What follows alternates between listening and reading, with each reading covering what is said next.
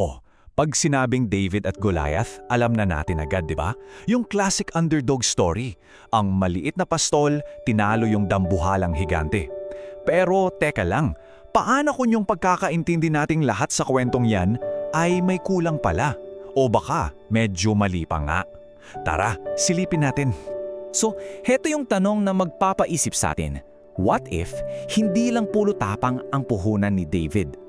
Paano kung ang totoong dahilan ng panalo niya ay yung isang bagay na ginagawa niya nung mga panahong walang-wala talagang nakikita sa kanya? Iba yun, no? Hindi lang pala tutungkol sa tapang, may mas malalim pa pala. Kasi aminin natin, mahilig tayo sa mga big moments.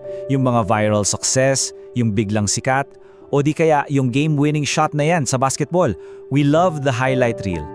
Pero kadalasan, yung totoong laban, yung totoong kwento, hindi natin nakikita sa highlights. Nangyayari yon sa likod ng kamera. Okay, so unahin natin yung alam nating lahat, yung common na version. Ang mito ng higante. Yung isang iglap lang daw ng katapangan. So sa kaliwa, yan yung mito. Isang tagumpay na parang magic, bigla ang lumitaw dahil sa tapang. Pero sa kanan, yan yung katotohanan na titingnan natin. Isang tagumpay na hindi biglaan, kundi unti-unting nabuo. Resulta yan ng ilang taon ng paghanda. See the difference? Yan yung aalamin natin. Okay, so para maintindihan natin yung totoong kwento, kailangan nating mag-rewind. Balik tayo, hindi doon sa battlefield, kundi doon sa bukid. Diyan pala talaga nagsimula ang lahat. Kasi si David, 'di ba, siya yung bunso, yung tila overlooked. Imagine nung dumating na yung propeta para pumili ng susunod na hari, ni hindi man lang siya pinatawag. Nandun lang siya sa bukid, nag-aalaga ng tupa. Para siyang invisible, kahit sa sarili niyang pamilya. Dito pa lang, makikita mo na yung halaga niya, hindi pa nakikita sa labas.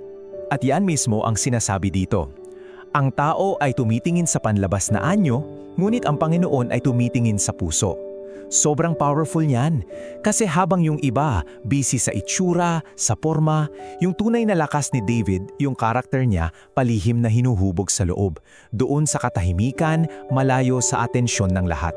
So eto na, pasok na tayo sa sekreto niya, yung pagsasanay niya sa ani, no? Dito talaga nabuo yung magpapabagsak sa higante. Kasi yung pagiging pastol niya, hindi yan basta pag-aalaga lang ng tupa.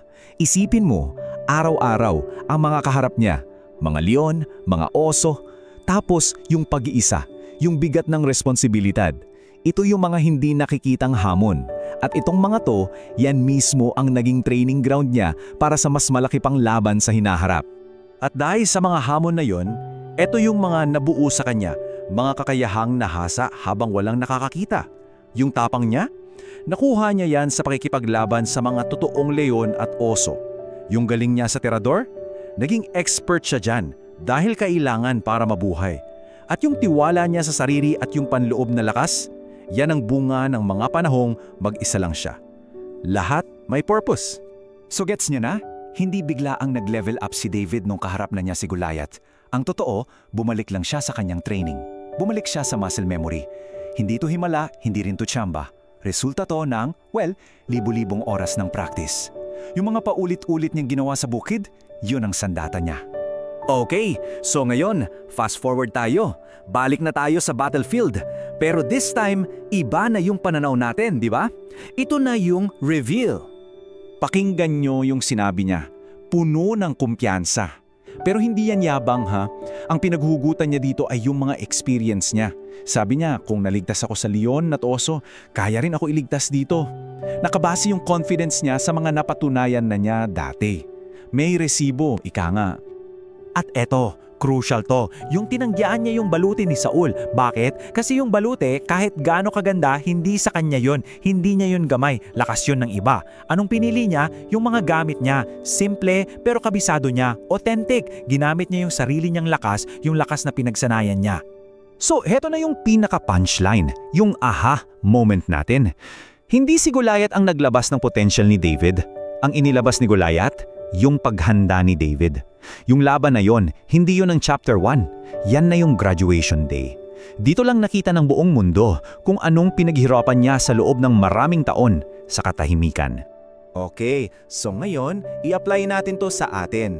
Ikaw, ano kaya ang sarili mong training ground? Tingnan mo yung sitwasyon mo ngayon. Sa tingin mo ba, para ka lang nasa isang waiting room? Yung parang nag-aantay ka lang na may mangyari, na umusad ang buhay mo? Oo, baka naman. Pwede nating tingnan in a different way. Baka naman yan ay isang training ground.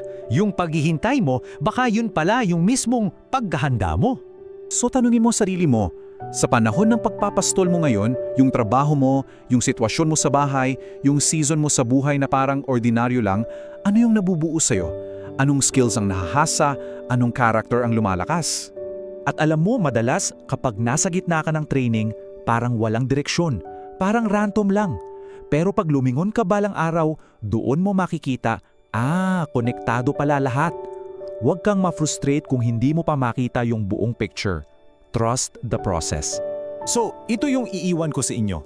Yung bukid sa buhay mo ngayon, yung boring, yung paulit-ulit, yung tila walang nangyayari, hindi yan isang detour. Yan mismo ang training ground mo.